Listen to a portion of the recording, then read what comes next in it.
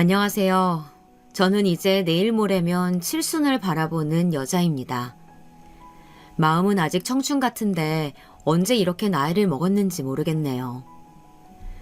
한동안 외국에서 살다가 오랜만에 한국에 돌아오니 역시 고향이 좋긴 좋습니다. 창밖으로 보이는 동네 풍경에 옛 추억을 떠올리다 보니 제가 살아온 이야기를 들려드리고 싶다는 생각이 들어서 이렇게 사연을 보내게 되었습니다. 제 얘기를 하는 것은 처음이라서 조금 쑥스러운데요. 이야기 시작해 볼게요. 저는 어린 나이에 남편과 결혼하여 7년 만에 떡두꺼비 같은 아들을 하나 낳았습니다. 생각해보면 벌써 40년 가까이 지난 이야기네요. 아들을 낳기 전에는 시부모님과 같이 살면서 구박도 정말 많이 받았는데요. 오래되어서 기억이 흐릿하긴 하지만 밤마다 베개에 얼굴을 파묻고 울 정도로 고된 시집살이가 계속되었습니다. 특히 시어머니는 틈만 나면 제게 욕설을 퍼붓곤 했는데요. 아기를 갖지 못한 너를 괜히 며느리로 들였다고, 너 같은 건 여자도 아니라며 정말 무서운 말들을 아무렇지 않게 하시고, 제가 뭐 하나라도 잘못하면 죽일 듯이 노려보며 더 심한 강도의 노동을 시키곤 하셨습니다.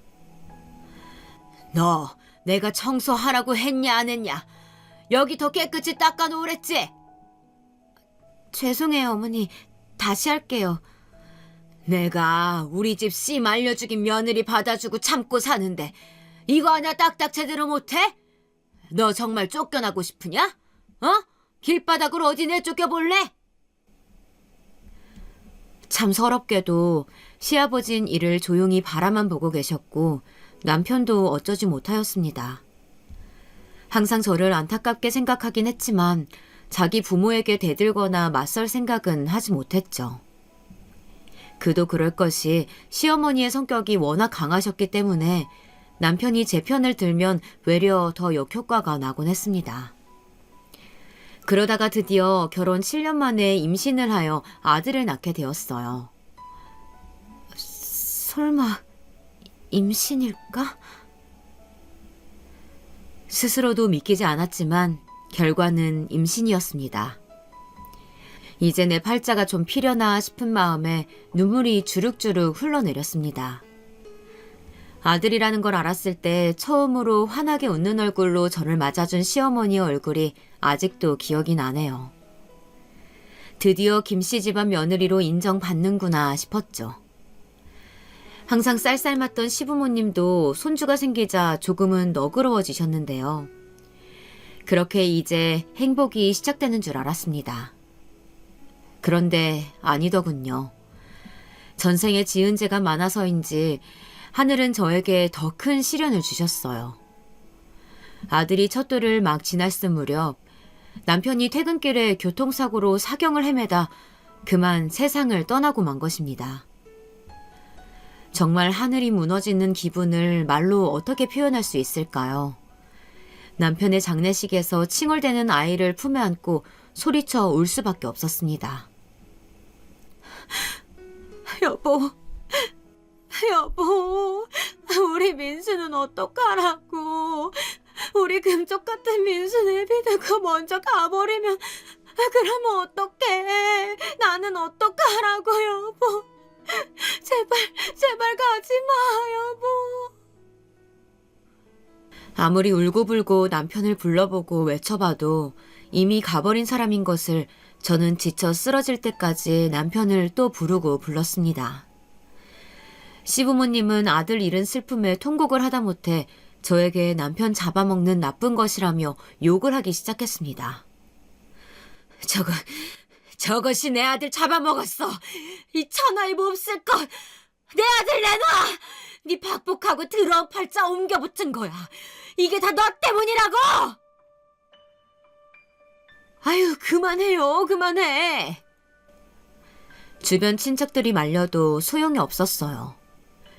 시어머니는 제 멱살을 잡고 뺨을 때리며 내 아들 내놓으라고 발악하기 시작하셨습니다. 저는 정신이 멍해서 뺨을 맞는 와중에도 지금 이 상황이 꿈인지 현실인지 분간이 되질 않았습니다. 그저 몸이 허공에 붕 뜬 것 같고 귀가 먹먹해 소리가 잘 들리지 않았습니다. 그러다가 시어머니의 한마디에 정신이 번쩍 들었는데요. 아들 잡아먹은 것이 내 손주까지 잡아먹으려고 하네. 이렇게 말씀하시면서 제 품에 있던 아이를 뺏으려고 했던 것이죠. 전 아이를 안 뺏기려고 몸싸움을 하고 발버둥을 치다가 그대로 장례식장을 빠져나와 도망쳤습니다. 눈물 콧물 범벅이 된 채로 그저 아이를 뺏기면 안 된다는 생각뿐이었습니다. 저는 그 길로 곧장 집으로 가 간단한 짐만 챙기고 아이와 함께 집을 나왔습니다.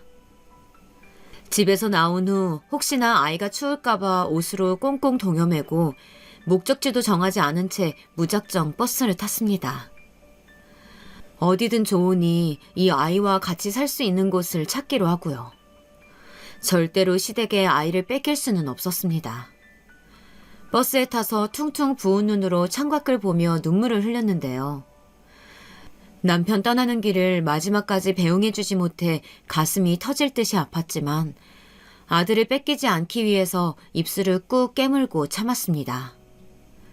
입술에 피가 나는 줄도 모르고 입술을 꽉 깨물고 또 깨물었죠. 아직도 기억에 남는 것이 앞좌석에 앉아있던 할머니가 창문에 비친 제 얼굴을 보곤 괜찮냐며 걱정스레 보던 눈길입니다. 그 눈길이 왜 그리 따스하게 느껴지던지 그만 그 자리에서 넋을 놓고 엉엉 울고 말았죠. 버스에 탄 사람들이 저를 이상하게 쳐다보는 시선이 느껴졌지만 그땐 그런 걸 의식할 만한 마음의 여유도 없었습니다. 이럴 때 우리 엄마 아빠라도 있었다면 내가 이렇게 쫓기듯 떠나진 않아도 됐을 텐데. 목이 메이는 서러움에 돌아가신 친정 부모님의 얼굴을 그리며 울고 또 울었죠. 그렇게 아무런 연고도 없는 어느 지역에 도착하여 아이와 둘이 살 만한 조그만 단칸방을 하나 얻었습니다. 다행히 돌아가신 친정 부모님이 남겨두고 가신 돈이 조금 있어서 그 돈으로 방을 구할 수 있었습니다. 그런데 문제는 생활비였어요. 결혼 전에도 후에도 일을 다녀본 적이 없었던 저는 할 줄 아는 게 아무것도 없었고 아직 걸음마도 제대로 못된 아이를 놔두고 일을 다닐 수도 없는 노릇이었죠. 그나마 자신 있던 게 음식이어서 시장 한기퉁이에서 작게 음식 장사를 시작했습니다. 그렇게 저는 시댁과의 연을 끊고 타지에서 새로운 생활을 시작하게 되었습니다. 하지만 음식 장사는 만만치 않았어요. 음식 장사를 시작한 이후로 새벽마다 일찍 아이를 들쳐업고 시장에 나가 부지런히 장사 준비를 했는데요. 그때 시장 상인들의 텃세가 말도 못했습니다. 제가 남편 없이 이러고 있다는 걸 안 몇몇 상인들은 저를 만만하게 보기도 했습니다. 아니, 남편도 없이 뭐 하는 짓이래? 그러니까 말이야. 순댓국 팔면서 소주도 판다는데 하여튼 술 파는 여자들 다 죄다 똑같지 뭐. 뭘 파는지 어찌 알아? 장사하는 순댓국집에 와서 괜히 찔러보고 농담 한마디씩 던져가며 비웃는데 그 수모도 참을 수 없이 엮였고 힘들었습니다. 일부러 버럭버럭 소리를 지르며 꺼지라고 깡 있는 여자인 척 하기도 했어요. 그때마다 마음은 힘들었지만 견뎌야 했습니다. 아이를 생각했죠. 등 뒤에 엎여있는 이 아이, 나 없으면 굶어 죽을 이 아이만 생각하면 뭐든 할 수 있었습니다. 더군다나 종처럼 살았던 시집살이의 세월이 있어서 그런지 매도 맞아본 놈이 맞는다고 이 정도 텃세쯤이야 충분히 이겨낼 수 있다고 생각했습니다. 그렇게 저는 강한 엄마가 되어갔죠. 다행히 등허리에 매달려 있는 아이를 어르고 달래가며 정신없이 장사를 하다 보니 아들과 둘이 근근히 먹고 살 정도는 벌 수 있게 되었습니다. 하지만 매일 저녁 장사를 끝내고 집에 돌아와 아들을 품에 꼭 안고 잠이 들 때마다 그때 장례식장에서 아들을 데리고 도망치지 않았다면 하는 생각에 정신이 아찔해지곤 했습니다. 아마 그때 아들을 뺏겼다면 저는 이미 남편의 곁으로 갔을지도 모른다는 생각이 들어서요. 나에게 하나 남은 이 아이만큼은 누구보다도 더 소중하게 키우겠다고 다짐하고 또 다짐했습니다. 아이는 하루가 빠르게 빨리 자랐어요. 또 하루하루를 소중히 여기며 열심히 살아온 덕분에 아들이 학교에 들어갈 때쯤에는 텃세도 줄어들고 장사를 해서 번 돈으로 이번엔 시내에 식당을 차릴 수 있게 되었습니다. 그래도 음식 솜씨는 좋은 탓인지 입소문으로 단골 손님들이 꽤 많아졌거든요. 제가 이렇게 잘 된 것은 손님들의 덕이라고 생각해서 항상 고마운 마음이 들었습니다. 감사합니다. 다음에 또 오세요. 이 말을 입에 달고 살면서 늘 정성스레 음식을 만들고 깨끗이 식당을 쓸고 닦았죠. 젊은 사람이 아주 부지런한 것 같아. 음식도 맛있고 혼자 애 키우기 힘들 텐데. 그지? 이렇게 옆에서 절 챙겨주시는 분들도 계셨어요. 힘들겠다며 김치도 나눠주고 떡도 챙겨주시는 부동산 사장님부터 저처럼 혼자 아이를 키우셨다는 백반집 사장님까지 제 식당 인근에 계시는 분들이 저를 살뜰히 챙겨주시니 사람 사는 맛도 나고 참 마음이 든든했습니다. 하지만 물론 고마운 사람만 있는 건 아니었죠. 아무래도 식당이다 보니 별별 손님들이 다 있었거든요. 무엇보다 힘들었던 것은 젊은 과부라고 만만하게 보고 치근거리는 남자 손님들이었는데요. 가끔씩 40, 50대 남자 손님들이 와서 그러곤 했습니다. 주로 음식을 나르고 있는 제 손을 덥석 붙잡거나 엉덩이를 슬쩍 만지면서 이런 저질스러운 말을 내뱉는 부류들이었죠. 어이 박 사장, 혼자 아들내미 키우기 힘들지 않아? 밤마다 외롭기도 할 텐데 이 오빠가 외로움 좀 달래줄까? 에이 비싸게 굴지 말고. 이러며 능구렁이 같은 눈빛을 보내는 종자들이었어요. 음식을 나르던 쟁반으로 머리를 한 대 쳐주고 싶었지만 겨우 속으로 삭히고 무시하는 것밖엔 할 수 없었습니다. 이럴 때마다 남편이 없는 서러움이 복받쳐 올랐죠. 남편이 있었으면 나를 이렇게 만만하게 보지도 않았을 텐데. 여보, 보고 싶어요. 이런 힘든 일이 있을 때마다 남편이 보고 싶은 마음에 눈시울도 붉혔지만 아들이 보는 앞에서는 최대한 티를 내지 않으려고 노력했습니다. 아들 잘 때 뒤에서 몰래 눈물을 훔칠 뿐이었죠. 그러던 어느 날 저에게 심하게 추근덕거리던 남자 손님 한 명이 추파를 던지며 아예 저희 식당으로 매일같이 출근 도장을 찍기 시작했어요. 이 동네에서 여자와 3번이나 이혼하고 혼자 사는 50대 남자였는데요. 어찌나 철면피인지 제가 아무리 싫다고 거절해도 계속해서 기분 나쁘게 출근되더라고요. 심지어 애가 있는 앞에서도 아무렇지 않게 그러니 옆 가게 사장님들이 모두 걱정하실 정도였습니다. 야, 내가 너 팔자 확 피게 만들어준다니까? 내가 너 이 가게 말고 그냥 집에서 얌전히 살림만 하게 살게 해줄게. 응? 내가 이렇게 보여도 저기 시골에 땅 좀 있고 돈도 있거든? 그 돈이면 이런 가게 100개는 차려줄 수도 있고 네 아들도 대학까지 보내줄 수 있어. 그만하시고 가세요. 좀 제발 싫다니까요. 아이고 좋으면서 튕기긴 왜 튕겨? 어? 너 은근히 바라고 있었잖아. 이때 제 이성의 끈이 툭 끊어진 것 같아요. 시집살이부터 시작해 상인들의 텃세, 이제 날 과부라고 만만히 보고 추접스러운 짓거리를 하는 이 남자놈들까지 이놈들이 제 인생에 들어와 함부로 휘젓고 있는 꼴을 더는 봐줄 수 없었습니다. 그래서 그만 그놈의 면상에 침을 뱉었어요. 그리곤 다시 한 번만 더 오면 가만두지 않겠다고 미친 여자처럼 버럭버럭 소리를 질렀습니다. 그러자 멈칫하던 그놈도 제가 미쳤다며 궁시렁거리다 사라지더라고요. 그 뒤론 이런 일이 줄어들었습니다. 지금 생각하면 그렇게 야단법석을 떨어야 사라지는 세월이고 시간들이었던 것 같습니다. 아들 하나 지고 살아남기 위해선 그렇게 더 단단해져야만 했던 세월이죠. 몇 년이 지나 아들이 중학생이 되면서부터는 학교 끝나고 식당에 와서 일을 도와주곤 했습니다. 그래도 제가 아들을 잘 키우긴 했나 봐요. 주변 상인들에게 저 집 아들은 진짜 효자라고 소문이 났으니까요. 학교 끝나고 매일 와서 엄마 일 도와주는데 손도 빠르고 싹싹하게 일을 잘한다고요.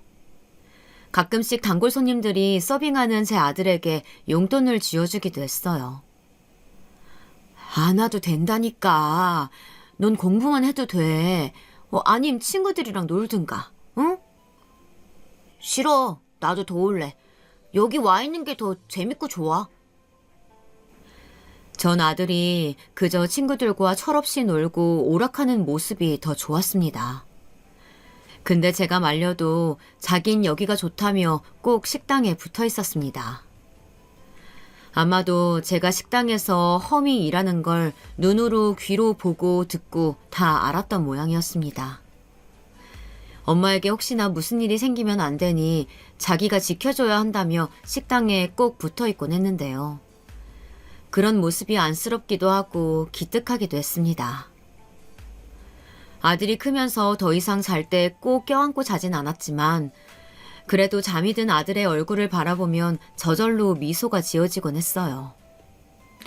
아직 제 눈엔 아기 같은데 새근새근 잠이 든 아들의 뽀얀 이마를 쓰다듬기도 하고 볼을 어루만지기도 하면서 이 아이가 내 전부라는 걸 느꼈습니다. 커가면서 남편을 점점 더 닮아가는 모습에 가슴 한편이 아리기도 했지만 저에게 남편이 남긴 소중한 선물이라 이 아이를 위해서라면 내 몸이 부서져도 좋다고 생각했습니다. 이러한 저의 사랑을 아들도 느꼈는지 다른 집 아들내미들이랑은 다르게 애정 표현도 잘하고 다정한 아이로 자라주었습니다. 그러던 어느 날 너무 속상한 일이 터지고 말았는데요. 엄마 힘들다고 무리하지 말라면서 식당에서 저 대신 음식을 하다가 뜨거운 냄비가 엎어져 손을 심하게 데이고 말았습니다. 으아, 뜨거워! 저는 아들의 비명소리에 깜짝 놀라 주방으로 달려갔어요. 바닥에는 펄펄 끓던 냄비가 엎어져서 난장판이 되어 있고 아들의 손은 빨갛다 못해 까맣게 부어올라 있었습니다. 아들은 대인 손을 붙잡고 바닥을 뒹굴며 고통스러워하고 있었어요. 어머, 어떡해! 순간 눈앞이 노래졌습니다. 너무 놀란 나머지 병원에 데려갈 생각도 못하고 발을 동동 구르기만 했습니다. 그러다가 비명소리를 들은 옆 가게 사장님이 오셔서 저희를 병원에 데려다 주셨습니다. 가는 내내 얼마나 눈물이 났는지 아들의 손을 잡아주지도 못한 채 울기만 했어요. 역시나 병원에서는 심한 화상이라더군요. 그 후로 한동안 병원을 다니며 화상 치료를 했지만 화상으로 인해 피부가 위축되는 바람에 아들의 오른손은 흉측하게 번해버렸고 손가락이 잘 구부러지지 않는 상태가 되고 말았죠. 저는 아들의 손을 볼 때마다 매일 가슴을 치며 울었습니다.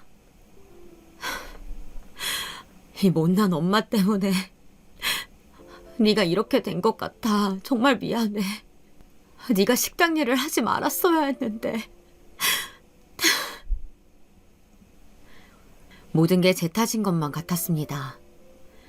아들이 절 지켜주겠다고 식당에 오지만 않았어도 이런 일은 없었을 텐데. 내 몸으로 낳은 내 새끼에게 내가 무슨 짓을 한 건지 온갖 후회와 상념에 젖어 정신을 차리지 못했습니다.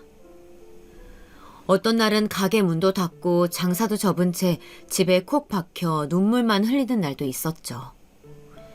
그날은 아들이 친구들에게 놀림을 받고 온 날이었습니다. 아들이 직접 제게 말한 것은 아니고 아들의 친구 엄마가 제 가게에 찾아와 말해 알게 된 것이었어요. 민수 엄마 그거 알아? 오늘 민수 학교에서 울었다던데. 네? 우리 민수가요? 왜요? 민수 손 있잖아. 애들이 철없이 장난을 친 모양이야. 손이 괴물 같다나 뭐라나. 아휴, 그것 때문에 진짜 속상하겠어, 정말. 가슴이 갈갈이 찢기는 기분이었어요. 그것도 모르고 우리 아들이 그저 잘 지내는 줄만 알고 있었는데 제가 마음 아파할까 말도 못하고 혼자 끙끙 앓았을 자식을 생각하니 정말 밥이 안 넘어가더라고요. 그런데 그때마다 아들은 저에게 와서 등을 토닥이며 위로해 주었습니다. 이런 모습은 마치 제 아빠를 떠올리게도 했죠. 엄마, 손이 잘린 것도 아니고 이 정도는 별거 아니에요. 사는데 지장 없어요. 엄마, 걱정 마요. 엄마가 울면 내가 더 미안하고 마음 아파. 민수야. 엄마, 그러니까 내 걱정은 마요. 아들은 저를 위로해준답시고 말은 저렇게 하지만 속으로는 자기도 얼마나 속상할까 생각하면 가슴이 미어졌습니다. 남들보다 소중하게 키우겠다고 수천 번은 다짐했는데 이렇게 몸에 상처만 내는 엄마라니 저는 엄마 자격도 없다고 매일 자책을 했죠. 그리고 그걸 아는 아들은 외려 더 씩씩하게 굴었고요. 더 공부도 열심히 하고 더 많이 웃고요. 다만 전 그때부터 식당 출입은 절대 하지 못하게 했습니다. 네가 식당 주방에 들어가 있으면 엄마 마음이 더 찢어진다면서요. 다른 건 다 네 뜻대로 해도 이건 엄마 말 들어. 알겠어? 알겠어요, 엄마. 그렇게 할게요. 아들은 속상해하는 제 마음을 위로라도 하듯 다친 손으로도 열심히 공부하여 대학을 가겠다고 했어요. 아들이 대학에 합격한 그 순간이 아직도 잊혀지지 않는데요. 상기된 얼굴로 가게를 찾아와 엄마, 합격했어요, 나! 하고 전하던 그 떨리던 목소리. 그 목소리에 저도 왈칵 눈물이 올라 그만 아들을 껴안고 엉엉 울었습니다.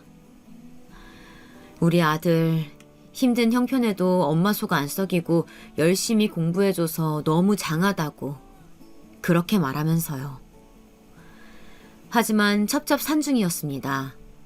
대학을 가고 졸업은 했지만 불편한 손 때문에 취직이 잘 되지 않았어요. 괜찮다고 언젠간 될 거라고 말하면서도 어두워지는 얼굴을 볼 때면 제 마음도 똑같이 그늘이 지곤 했어요. 그러다 너무 감사하게도 단골 손님 중 한 분이 아들을 좋게 봐주었던 건지 먼저 제의를 하시더라고요. 저번에 아들 취업 안 돼서 속상하다고 하셨잖아요. 저희 친척분 한 분이 작은 회사를 하시는데 나름 탄탄하고 괜찮아요. 어떠세요? 얼마나 기쁘던지 그저 그분께 감사하다며 몇 번이나 손을 꼭 붙들고 말했어요. 그렇게 아들은 그분의 소개로 어느 회사에 들어가게 되었고 들어가게 된 회사에서 아들은 누구보다도 열심히 일했습니다. 정해진 출근 시간보다 1시간 더 일찍 출근해 청소도 하고 야근도 마다하지 않으면서 다른 사람 업무까지 도왔습니다. 옆에서 지켜보는데 무리하는 거 아닌가 싶을 정도로 회사를 열심히 다니더라고요. 그리고 그렇게 회사를 몇 년 다니다가 결혼할 여자가 있다며 여자친구를 집에 데리고 왔습니다. 아들의 여자친구를 처음 본 순간 이렇게 참한 아가씨가 있을까 싶었어요. 체구는 작지만 동그란 얼굴에 나긋나긋한 성격, 온화한 미소까지 정말 마음에 드는 아가씨였어요.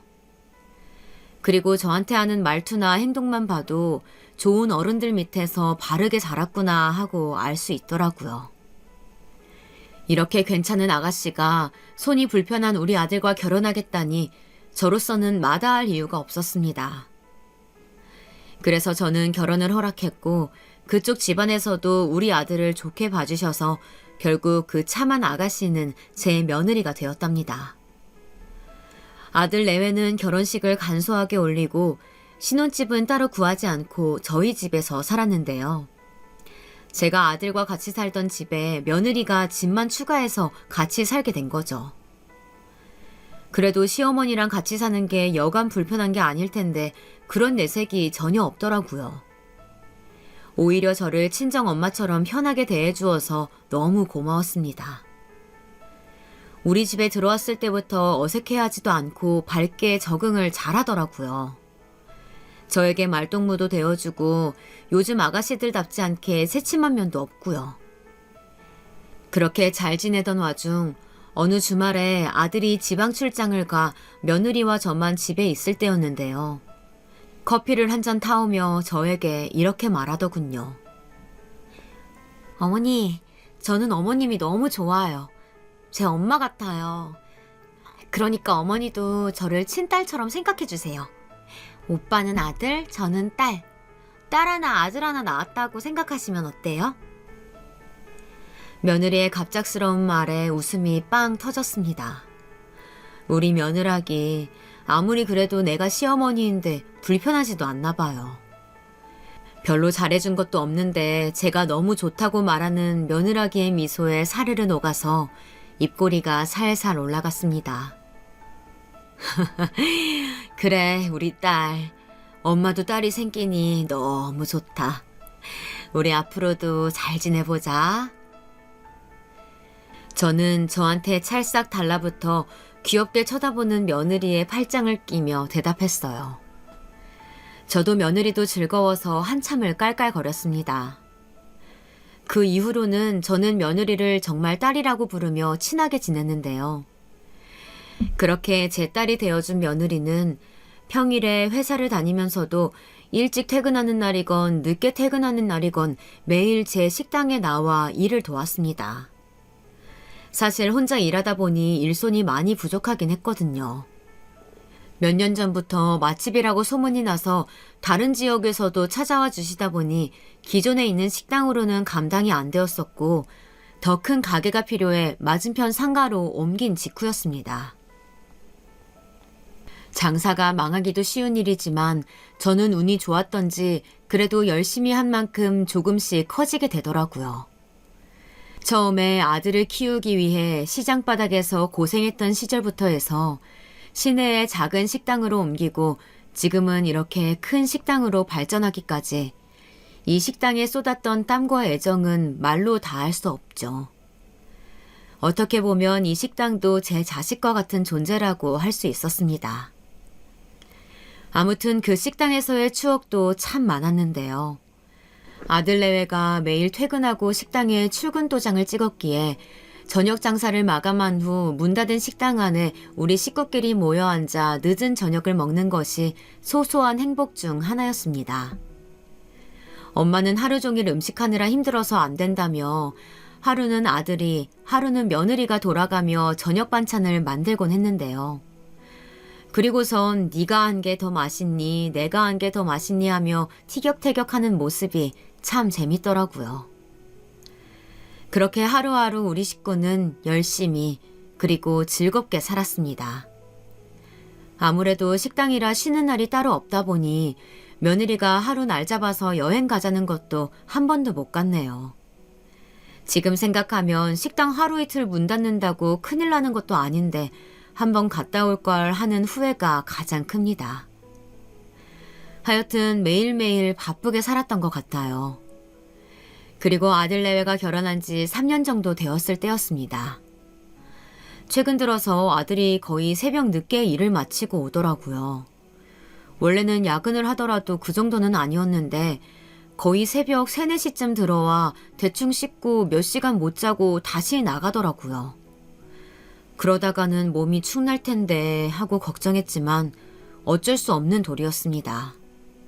저는 아들이 너무 바빠 보이길래 며느리에게 물었습니다. 민수는 요새 왜 이렇게 바쁘다니? 그러자 며느리는 뭔가 숨기는 게 있는지 누나를 살짝 굴리고선 대답하더라고요. 글쎄요. 요즘 회사에 일이 갑자기 많아졌나 봐요. 그런데 금방 괜찮아진다고 했어요. 너무 걱정 마세요, 엄마. 오빠 바쁜 동안은 제가 2배로 더 많이 도와드릴게요. 며느리는 저에게 약속이라도 하듯이 말하더군요. 도와줄 사람이 없어서 물어본 건 아니었는데 어쨌든 며느리가 그렇게까지 얘기하길래 회사가 한창 바쁜 철인가 보다 하고 대수롭지 않게 넘겼습니다. 그리고선 몇 주가 흘러 어버이날이 되었어요. 아들 내외가 어버이날이라고 한우를 사왔길래 식당 영업이 끝난 후 저녁에 둘러앉아 같이 고기를 구워 먹었습니다. 애들이 사온 고기라서 그런가 더 맛있더라고요. 아들이 고기를 굽고 있는데 표정이 조금 안 좋아 보였어요. 자꾸 인상을 찌푸리고 가슴 한쪽을 만지작거리는 모습이 자꾸 보였습니다. 그래서 제가 물었죠. 얘, 너 어디 아프니? 왜 이렇게 표정이 안 좋아? 아휴, 며칠 전부터 자꾸 가슴이 답답하고 얹힌 것처럼 속이 더부룩하더라고요. 그저께 밥을 좀 급하게 먹었더니 체했나 봐요. 아들이 체한 것 같다길래 팔을 주무르고 등을 쓸어내려 주었습니다. 그런데 안색이 창백하게 많이 안 좋은 것 같더라고요. 아이고, 너 손 좀 따야겠다. 가만히 있어봐. 바늘이 어디 있더라? 저는 이렇게 말하고선 바늘을 찾으러 자리에서 일어났는데요. 식당에서 일하다 보면 가끔 옷이 트어질 때가 있어서 반지꼬리를 카운터 서랍 안쪽에 넣어두고 쓰곤 했거든요. 그런데 일어나서 바늘을 찾으러 가고 있는데 갑자기 쿵 하는 소리와 함께 의자가 넘어지는 소리가 들렸습니다. 여보, 왜 그래? 엄마, 오빠가 쓰러졌어요. 며느리의 소리 지르는 소리에 깜짝 놀라 뒤돌아보니 아들이 바닥에 쓰러져 있더라고요. 쓰러지면서 들고 있던 집게며 가위며 의자까지 바닥에 다 널브러져서 난리도 아니었습니다. 그 순간의 풍경이 아직도 잊혀지지 않습니다. 손에 화상을 입고 비명을 지르던 어린 아들의 모습과 겹쳐지면서 손이 덜덜 떨리는데 갑자기 정신이 어지러졌습니다. 어머, 얼른 119 불러, 119 얼른! 저는 며느리에게 당장 구급차를 부르라며 소리쳤고 며느리는 덜덜 떨리는 손으로 겨우겨우 119에 전화하더니 빨리 좀 와달라고 애원했습니다. 저는 며느리와 함께 구급차가 올 때까지 아들의 팔다리를 주물렀습니다. 아들의 얼굴은 하얗다 못해 새파랗게 질려가는 것 같았고 팔다리는 점점 차가워지는 느낌이었어요. 저는 울부짖으며 아들을 붙잡고 흔들었습니다. 아들, 일어나! 제발 일어나! 하지만 아무리 붙잡고 흔들어도 미동이 없는 아들은 제 속도 모르고 점점 차갑게 식어가고 있었습니다. 그리고 몇 분 지나지 않아 구급차가 도착했고 아들은 들것에 실려 황급히 병원으로 향했습니다. 병원에 도착하여 응급실에서 아들의 심폐소생술이 이루어지는 동안 저와 며느리는 병원 바닥에 주저앉아 평소에 믿지도 않던 신을 찾으며 기도하고 또 기도했습니다. 아들을 기다리는 그 순간은 거의 영겁에 가까운 시간처럼 길게 느껴졌습니다. 몇 시간이나 흘렀을까요? 시간의 흐름도 인식하지 못하고 있던 그때 응급실에서 의사 선생님이 나오시더니 한마디 하시더군요. 어머님, 아드님은 사망하셨습니다. 심장마비라고 했습니다. 이제 나이 32살에 심장마비라니. 저는 그 말을 듣자마자 끝없는 소용돌이 속으로 빨려 들어가는 느낌이 들었습니다. 깊이가 어느 정도인지 모를 정도의 새까만 물속으로 하염없이 가라앉고 또 가라앉는 느낌이었어요. 저는 아무 말도 하지 못하고 그대로 쓰러졌습니다. 어디선가 먼 곳에서 엄마라고 하며 울부짖는 소리가 들려오는 것 같기도 했습니다. 쓰러진 후 시간이 얼마나 지났을까요? 정신을 차려보니 제가 병실 안에 누워있더라고요. 손에 따뜻한 감촉이 느껴져 내려다보니 며느리가 제 손을 꼭 잡고 퉁퉁 부은 눈으로 잠들어 있었습니다. 제가 부스럭거리자 며느리가 일어나서는 엄마 하고 말끝을 흐리더니 울기 시작했어요. 순간 아들이 죽었다는 사실이 실감이 났습니다. 꾸미기만을 바랬는데 다시금 돌아온 차가운 현실 감각에 그만 저는 팔에 꽂고 있던 링거 바늘을 뽑고 아들을 봐야겠다며 고집을 부렸습니다. 내 아들이 죽었을 리가 없다고 소리치면서요. 옆에서 며느리가 제 몸을 붙잡고 말려보았지만 죽을 힘을 다해 뿌리쳤습니다. 엄마, 오빠, 죽었어요. 갔어요.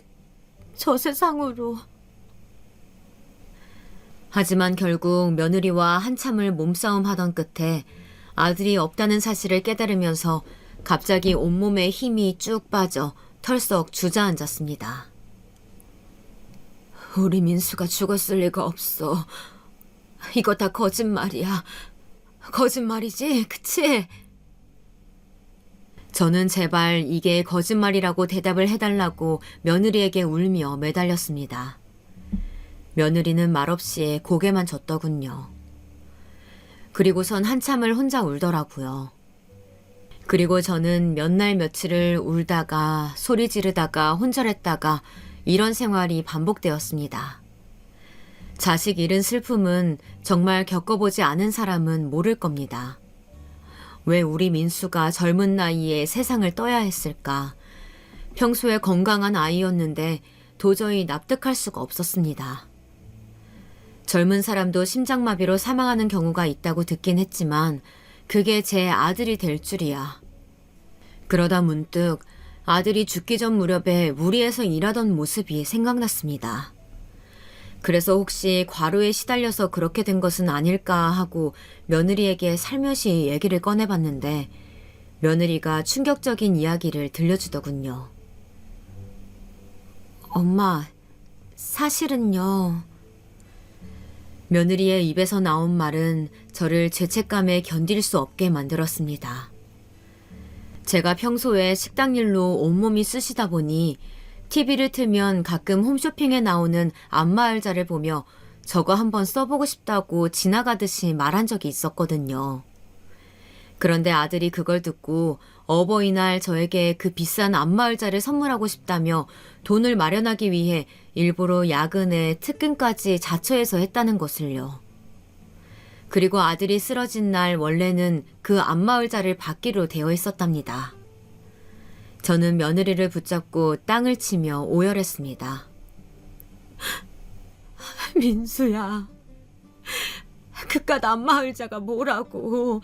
그딴 거 필요 없으니까 다시 돌아와. 제발 민수야. 엄마가 미안해.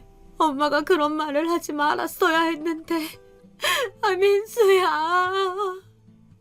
저는 그날 이후로 삶의 의지를 완전히 잃었습니다. 무섭게도 30년 전 아들 잡아먹는 년이 손주를 잡아먹으려 한다고 했던 시어머니의 말이 떠올랐습니다. 정말로 저는 남편도 아들도 잡아먹을 팔자였던 걸까요? 그때 남편의 마지막을 끝까지 지키지 않고 아들을 안고 도망쳤던 벌을 이제야 받는 걸까요? 저는 제 입에 들어가는 밥도 물도 거부하였습니다. 저는 살아서는 안 되는 인간이었어요. 그냥 하루라도 빨리 아들 곁으로 가고만 싶었습니다. 며느리는 그런 저를 병원에 입원시켜가며 죽지 못하게 막더군요. 내가 내 아들 만나겠다는데 못 만나게 하는 며느리가 믿기도 했습니다. 며느리는 저에게 식당 단골 손님들이 많이 걱정하고 기다린다며 엄마가 평생 일궈온 식당을 위해서라도 힘들겠지만 기운 내보자고 몇 번씩이나 위로를 했습니다. 네, 제가 평생 일궈온 식당이요. 그 식당은 아들을 위해서 시작한 일이었죠. 처음에는 어린 아들을 키우기 위해, 그리고 나중에는 아들내외와 잘 살기 위해 일궈온 식당이었습니다. 하지만 이제 아들이 없는데 그게 무슨 소용인가요? 아들이 죽기 전에는 식당에서 음식을 만드는 게 아무리 힘들어도 즐거웠는데 지금은 아무런 의욕도 들지 않았습니다. 그저 모든 게 귀찮을 뿐이었죠. 그렇게 저는 하루하루 병원에서 멍하니 허공만 바라보며 호송세월을 보냈습니다. 그런 생활을 2달 가까이 했던 것 같아요. 그러다가 어느 날 반가운 연락이 왔습니다. 저의 친언니한테서 연락이 온 것인데요. 저는 일찍 돌아가신 부모님 외에 가족이라고는 언니 하나 있었는데 언니는 일찍 결혼하여 외국으로 떠난 지 오래되어 거의 연락도 안 하고 지냈었거든요. 거의 남이나 마찬가지였습니다. 그런데 언니가 제가 아들이 죽고 폐인이 되었다는 소식을 어디서 듣고선 연락을 한 거였어요. 언니는 저보고 한국에서 그러고 있지 말고 자기 사는 곳으로 와서 같이 지내자고 했습니다. 저도 연락을 안 해서 소식을 몰랐는데 형부도 몇 년 전 돌아가셔서 언니도 혼자 외롭다고 하더라고요. 저도 여기에 있으면 계속 아들 생각만 나서 괴로운데 외국에 가면 좀 나아질까 하는 생각이 들어 그렇게 하기로 결정하고 말았습니다. 그러고선 외국으로 가기 위한 모든 준비가 끝난 후 며느리를 불러 얘기했습니다. 제가 외국으로 떠난다는 소식을 처음 들은 며느리는 화들짝 놀라더군요. 엄마, 정말 가실 거예요? 저는요? 식당은요? 식당은 전부터 눈독 들이던 사람이 있어서 내가 얼마 전에 팔아버렸다. 너한테 상의도 안 하고 결정한 건 미안해. 그리고 내 너한테 줄 게 있다. 저는 고이 준비한 통장을 꺼내 며느리에게 건네주었습니다. 며느리는 통장을 열어보더니 눈이 동그래져서 저를 쳐다보았어요. 엄마, 이게 뭐예요? 식당 처분한 돈하고 내가 평생 모은 돈 전부 거기에 들어가 있다. 너에게 주고 가마. 어찌되었든 너도 내 소중한 딸이잖니. 너도 아직 젊은데 나도 있고 우리 민수도 있고 이 돈으로 새 출발하기 바란다. 엄마, 제가 어떻게 엄마랑 오빠를 잊어요. 저 이 돈 못 받아요. 저는 통장을 돌려주는 며느리의 손을 붙잡고 억지로 며느리의 품에 다시 집어넣었습니다. 엄마 말 들어. 난 이제 늙어서 돈도 필요 없지만 넌 아직 앞날이 창창하지 않니?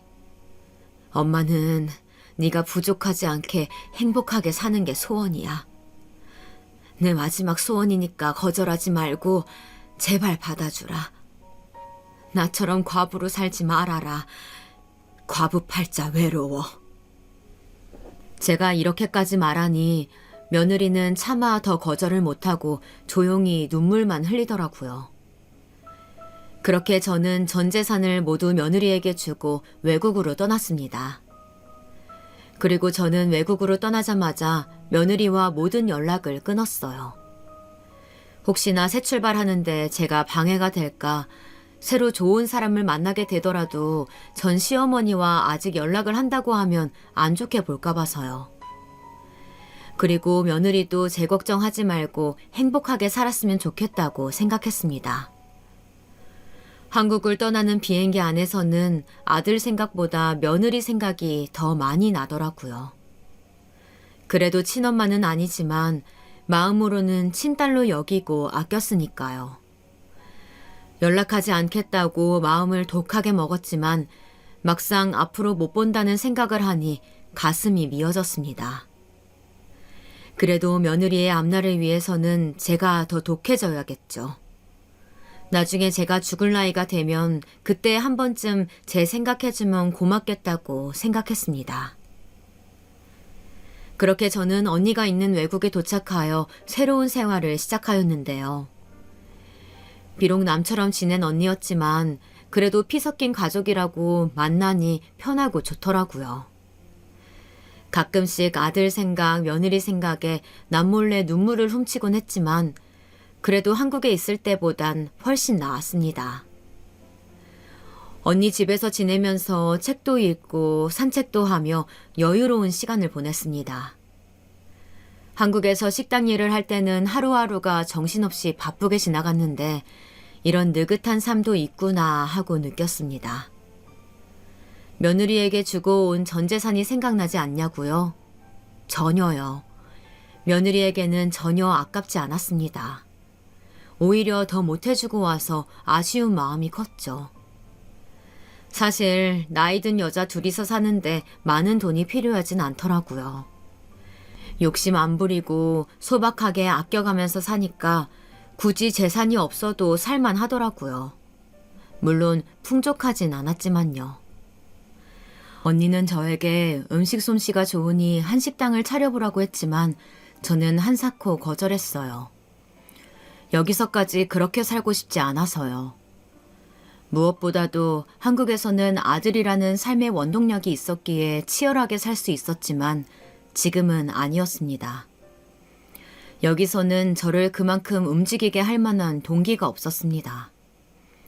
그저 이렇게 있는 듯 없는 듯 공기처럼 살다가 조용히 가면 그만이라고 생각했어요.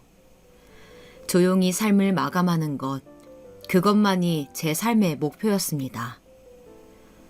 매일매일 특별한 일 없는 일상이 계속되었지만 절대 잊지 않고 챙기는 일이 딱 2가지 있었는데요. 바로 아들의 기일과 며느리의 생일이었습니다.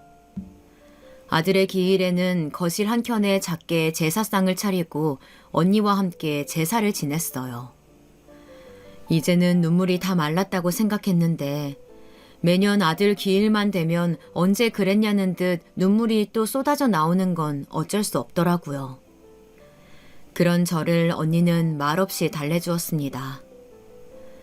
그리고 며느리의 생일에는 매년 편지를 썼어요. 보내지는 않았지만요. 보고 싶은 마음을 1년 내내 꾹꾹 눌러 담다가 며느리의 생일마다 그 마음을 편지에 담아 썼습니다. 가끔 며느리가 어떻게 살고 있는지 너무 궁금했지만 외국에 나오면서 연락을 다 끊어버리는 바람에 연락처도 잊어버렸어요. 한국에 아는 지인을 통해 몰래 알아볼까도 생각했지만 괜히 잘 살고 있는데 방해되는 것 아닌가 해서 최대한 자제하고 참았습니다. 그저 착하고 밝은 우리 며느리라면 뭘 하든 잘 살고 있을 거라고 믿으면서요. 그리고 올해 얼마 전 또 며느리의 생일이었는데요. 저는 또 정성스럽게 편지를 꾹꾹 눌러 썼어요. 편지를 1년에 한 번만 쓰다 보니 하고 싶은 이야기가 너무 많아 한 번 편지를 쓰기 시작하면 밤이 새는 줄도 모르고 쓰게 되었네요.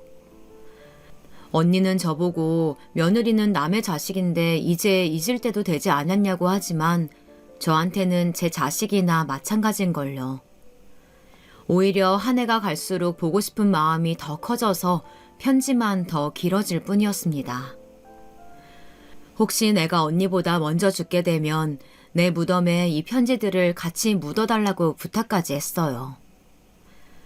그런데 편지를 쓰다 문득 제 손을 바라보니 주름이 자글자글하니 나이 먹은 게 실감이 났습니다.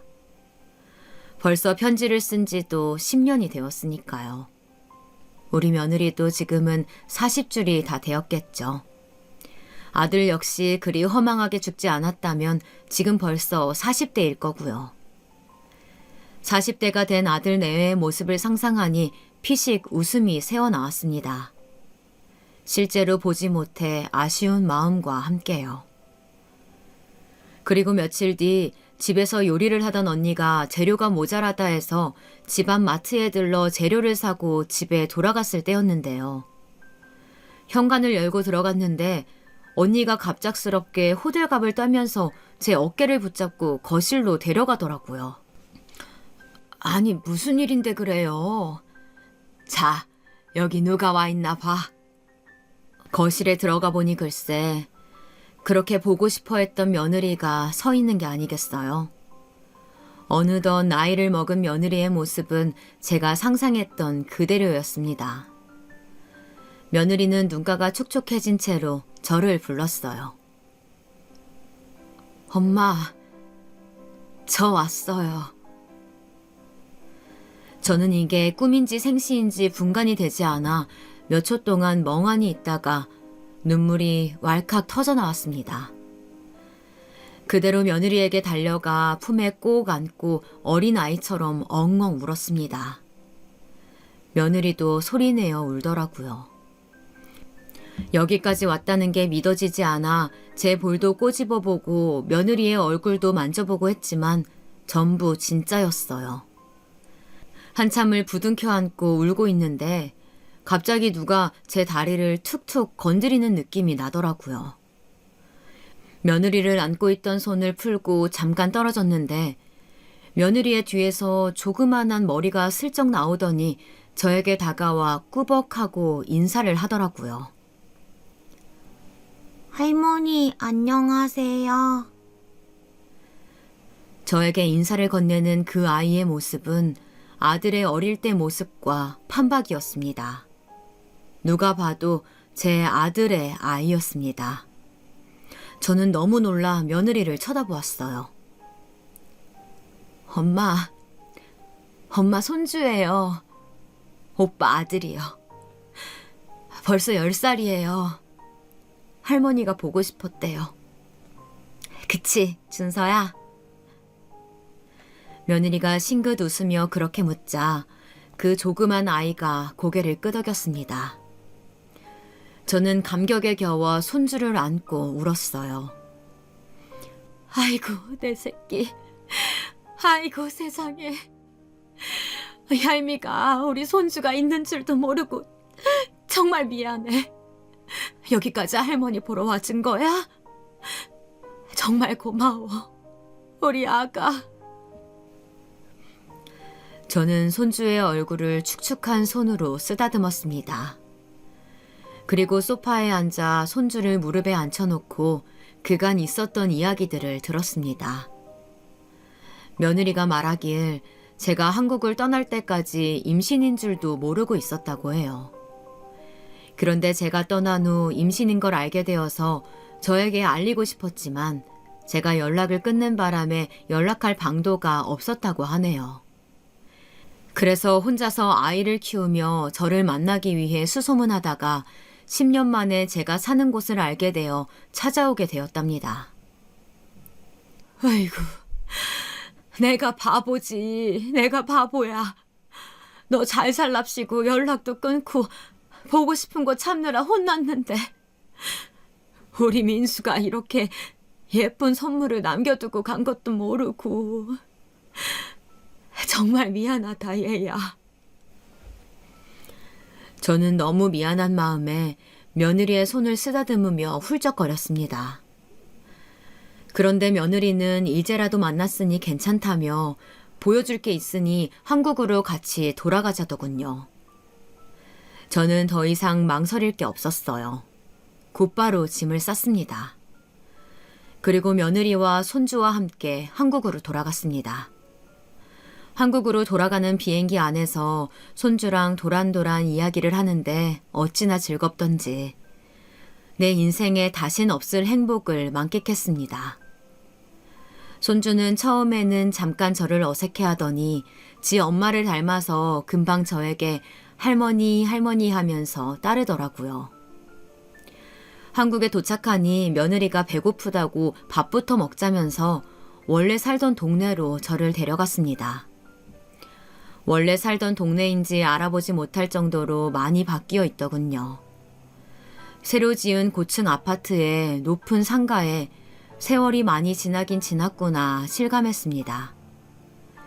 그리고 며느리가 여기가 맛집이라며 어느 건물 앞에 차를 세웠는데요. 차에서 내린 저는 식당 간판을 보고 그 자리에서 놀라 쓰러졌습니다. 어머, 이건... 저는 말을 잇지 못했습니다. 간판 이름이 제 식당 이름과 같았거든요. 간판 디자인은 제가 운영하던 식당과 달랐지만 이름은 같았어요. 며느리가 당황해하는 제 손을 이끌고 식당 안으로 들어가자 식당 안에 있던 직원들이 며느리에게 인사하더군요. 사장님 오셨어요? 식당은 제가 운영하던 시절보다 더 커 보였습니다. 장사가 잘 되는지 손님도 많아서 북적거리더라고요. 며느리는 테이블에 앉아 음식을 시킨 뒤 자초지종을 설명해 주었어요. 제가 한국을 떠나기 전 지인에게 팔아버린 식당을 며느리가 웃돈을 주고 다시 사들였다는 얘기를요. 엄마가 30년 평생 읽어오신 가게인데 남 주기는 너무 아깝잖아요. 그래서 내가 다시 사버렸죠. 여기에 우리 엄마 피땀이 얼마나 들어갔는데. 나 잘했죠? 며느리는 얄궂은 표정을 지으며 저에게 말했습니다. 아니 그래도 네가 어떻게... 저는 며느리가 식당을 다시 인수한 것도 놀라웠지만 이만큼 키운 것도 놀라워서 물었습니다. 며느리는 자기가 제 옆에서 도우면서 어깨너머로 배운 것만 믿고 시작했다가 제가 만든 그 맛이 안 나서 몇 년을 고생했다고 하더라고요. 저에게 물어보고 싶었지만 연락이 안 돼서 답답했다고요. 그래도 몇 년을 연구한 끝에 그 맛을 구현해내는데 성공했다고 해요. 음식이 나와서 먹어보니 정말 그때 그 맛이랑 똑같더라고요. 편하게 회사나 다니지 굳이 힘들게 장사를 하는 생각에 며느리가 안쓰러운 기분이 잠깐 들었지만 그래도 너무 기특하고 대견하더라고요. 그리고 제가 포기해버리고 놓아버린 그 식당의 명맥을 이어갈 수 있게 해준 그 마음이 너무 고마웠습니다. 며느리가 운영하는 제 식당, 아니 이제는 며느리의 식당이죠. 며느리의 식당에서 설레는 마음으로 식사를 하며 식당 안을 둘러보니 1호점이라는 문구가 눈에 띄더라고요. 궁금한 마음에 며느리에게 물었습니다. 1호점? 그럼 2호점도 있는 거니? 엄마, 2호점도 있다뇨. 12호점까지 있는걸요? 저는 너무 놀라서 입을 틀어막았습니다. 믿을 수가 없어 핸드폰을 꺼내 식당 이름을 인터넷에 검색해 보았더니 정말이더라고요. 전국 곳곳에 대도시마다 하나씩 제 식당 이름이 있더라고요. 무슨 점 하면서요. 저는 핸드폰에서 한참을 눈을 못 떼다가 감격에 겨워 또 울고 말았습니다. 정말 잘 됐다. 너무 잘 됐어. 네가 이렇게 잘된 모습을 보니 진짜 내가 내일 죽어도 여한이 없구나. 이게 다 엄마 덕분이에요. 저 쓰라고 주신 돈 아니었으면 이렇게 하지도 못했을걸요? 엄마, 너무 감사해요. 그리고 며느리는 말을 이어갔습니다. 이번에 옆 동네에 13호점도 오픈하거든요. 그래서 말인데 엄마가 13호점 맡아주면 어때요? 뭐? 내가 13호점을? 엄마 나이도 있으니 요리는 직접 안 하셔도 되고요. 그냥 직원들 관리하고 운영만 맡아주시면 돼요. 그리고 엄마가 이 식당의 원조 사장님이니까 고칠 점 있는지 보고 조언해 주시는 역할 해주셨으면 좋겠어요. 그냥 총괄 이사라고 생각해 주세요. 저는 선뜻 대답을 하지 못했습니다. 며느리가 저를 찾아온 이후 믿을 수 없는 일들이 계속 벌어져서요. 총괄 이사라니 평생 식당 하나만 운영하던 저에게는 생각도 못 해본 명칭이었습니다. 그리고 여기서 식당을 다시 맡으려면 언니랑 살던 외국 생활도 다시 정리해야 하고요. 마음은 정말 고맙지만 생각할 게 많았습니다. 며칠을 고민하고 언니랑도 상의해본 끝에 결국 외국 생활을 청산하고 한국으로 다시 돌아오기로 했습니다. 이번에는 언니도 함께요. 언니도 이제 저랑 10년을 같이 사니 다시 혼자가 되는 건 적적해서 싫다고 하더라고요. 며느리가 넷이서 살 수 있는 큰 집을 알아봐서 거기에 다 같이 살기로 했습니다. 외국 생활을 청산하는 데에는 생각보다 시간이 별로 걸리지 않았어요. 언니도 저도 가진 게 별로 없어서 정리하는 데 어렵지 않더라고요. 그리고 지금 한국에 돌아와 넷이 살기 시작한 지 한 달이 되었습니다. 저는 예전의 의욕도 되찾고 매일매일 식당에 열심히 출근하고 있습니다. 며느리가 여기까지 키워온 식당 제가 망가뜨리면 안 된다는 마음으로 제가 혼자 운영하던 시절보다 더 열심히 신경 써서 관리하고 있습니다. 손주는 학교 끝나고 제가 운영하는 13호점에 매일 놀러 오는데 오면 밥도 먹이고 얘기도 하고 보내곤 해요. 지금은 며느리 덕에 아등바등 살던 예전과는 비교도 할 수 없을 만큼 경제적 여유가 생겼어요. 아마 세상엔 저보다 훨씬 부자도 많겠지만 제 기준에서는 이 정도면 차고 넘칠 정도로 많다고 생각합니다. 그래서 손주가 갖고 싶어하는 책이나 물건들도 마음껏 사줄 수 있어서 정말 좋습니다. 언니는 동네 어르신들 상대로 기초 영어를 가르치는 봉사를 하고 있어요. 언니 역시 저처럼 한국 생활에 만족하고 있어서 정말 다행입니다. 오늘은 오랜만에 네 식구가 모여 같이 식사를 했는데요. 며느리가 워낙 바쁘다 보니 같이 식사를 할 시간이 별로 없었거든요. 그런데 예전에 아들 내외와 셋이서 식사하던 시절이 생각나 뭉클했습니다. 작은 입으로 오물오물 열심히 밥을 먹는 손주를 보니 가슴이 벅차오르더군요. 아참, 제가 10년 동안 썼던 편지는 며느리에게 전해주지 않았어요. 앞으로 함께할 날들이 많으니 못다한 이야기는 직접 하는 게 좋을 것 같아서요. 창밖의 풍경이 오늘따라 참 정답게 느껴지네요. 10년 전과는 많이 달라졌지만 그래도 저에게는 소중한 감상을 불러일으키는 풍경입니다. 남편을 잃고 아들을 잃고 저에게는 항상 박복하고 힘든 일만 있을 줄 알았는데 알고 보니 세상에서 제일 행복한 사람이었다는 걸 깨달았네요. 이렇게 오늘도 행복을 느끼면서 마음속으로 다짐합니다. 저에게 일어난 이 기적들을 하루하루 되새기며 앞으로 열심히 살아가겠다고요. 여러분들에게도 기적이 일어나길 바랄게요. 항상 행복하시길 바랍니다. 제 사연 끝까지 들어주셔서 감사합니다.